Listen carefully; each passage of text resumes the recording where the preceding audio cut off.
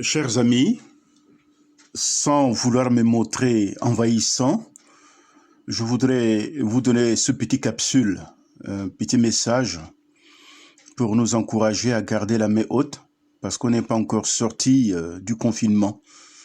On est comme en prison, hein? Mais nous pouvons faire de cette prison quelque chose de très utile. Donc je voudrais vous encourager à garder la main haute dans la prière. Mais je voudrais que vous écoutiez d'abord ce petit chant et puis après, je partagerai avec vous.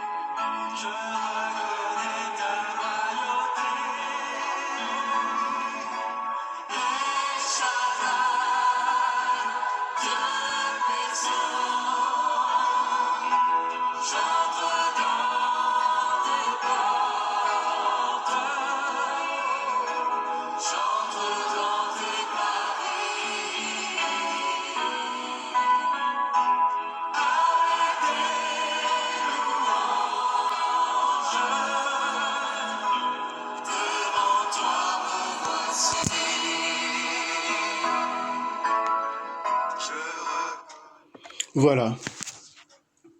J'entre dans tes portes avec des louanges et que la louange de l'Éternel soit notre revêtement. Dieu a dit que j'enlèverai de vous le vêtement de deuil et je vous donnerai des vêtements de joie. Et le revêtement de louange, c'est une protection. Que cela ne nous quitte pas. L'ennemi fait en sorte que nous ne puissions plus éprouver la joie pour louer Dieu. Mais quelles qu'en soient les circonstances, doivent jaillir dans notre cœur les puissances de louange. Alors j'ai un texte à vous lire, même deux. Ésaïe chapitre 26, oui, à partir du verset 20. J'en ai envoyé quelques extraits à certains amis, donc vous pouvez le lire. Je prends au verset 19. Que tes morts revivent, que mes cadavres se relèvent.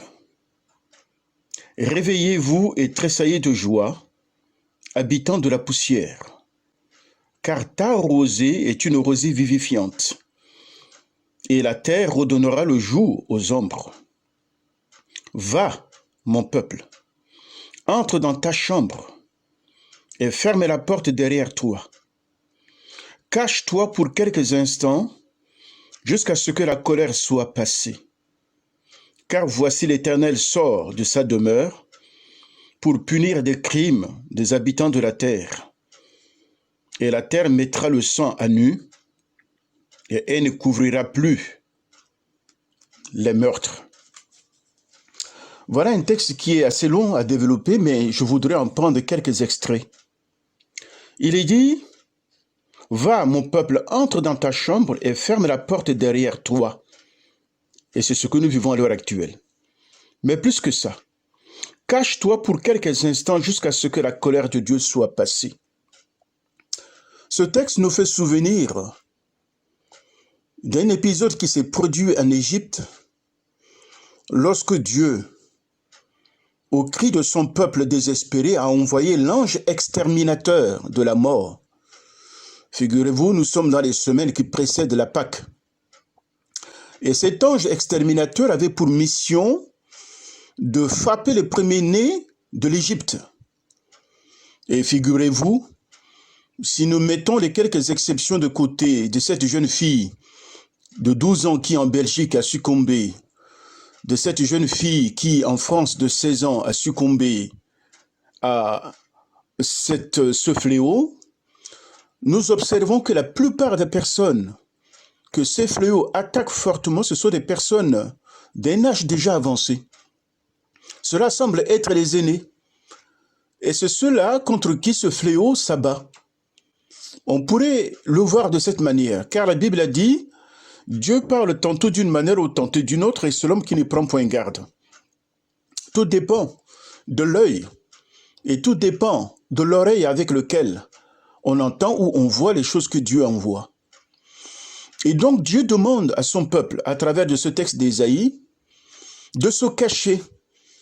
Et figurez-vous que ceux qui n'avaient pas été touchés par ce fléau de l'ange exterminateur étaient ceux devant la maison desquels le sang de l'agneau avait été appliqué sur le linteau des portes. Et le sang de Jésus est le sang protecteur. L'ange exterminateur, l'ange de la colère de Dieu peut passer, mais lorsqu'il voit le sang de Jésus-Christ sur le front de notre cœur, sur notre front, sur le front de nos maisons, cet ange exterminateur passera outre. Il ne nous touchera pas. Et je crois que c'est dans ce contexte-là qu'il faut prendre ce mot. Levez-vous. Figurez-vous que le peuple des Hébreux mangeait la Pâque en étant debout. Et être debout devant le Seigneur, c'est être debout en Christ. Être fort de sa force conquérante. Être revêtu de ses armes de lumière, qui est la parole de la vérité. Et de livrer bataille sans cesse, mes amis. Que l'épée de l'esprit ne soit pas remise dans son fourreau avant que nous puissions entrevoir le bout de la bataille. Levez-vous, ne baissez pas les bras. Ayez un esprit alerte. Intercédez pour ceux qui sont dans votre famille. Appliquez le sang de Jésus-Christ sur toutes les linteaux de porte, afin que l'ange exterminateur ne puisse pas toucher les vôtres. Et je crois que c'est l'arme que Dieu nous donne. Levez-vous. Il n'est pas temps de se fatiguer. Même si la fatigue est là, je l'avoue, bien que nous savons qui est notre ennemi, mais je vous invite ce matin à rester debout, intact. Nous avons tout surmonté et nous surmonterons encore avec la grâce du Seigneur. Que l'Église de Christ ressort de ce confinement avec une colonne vertébrale, avec une force redoublée, parce que je crois que la perspective qui se dessine devant nous n'est pas les moindres. On ne va pas quitter une bataille pour rentrer dans le mieux. La situation va s'empirer. Les ténèbres vont s'épaissir. Et c'est en cela que nous avons besoin de mettre de l'huile dans notre lampe. Soyez bénis ce matin, dans le nom de Jésus. Nous aurons l'occasion de partager encore d'autres textes, mais je vous invite ce matin à ne pas vous assoupir. Restez debout. Si pour certains vous avez la possibilité de jeûner et de prier, allez-y. Et je crois que le Seigneur nous donnera que la force. Soyez bénis dans le nom de Jésus-Christ, notre Seigneur bien-aimé. Amen.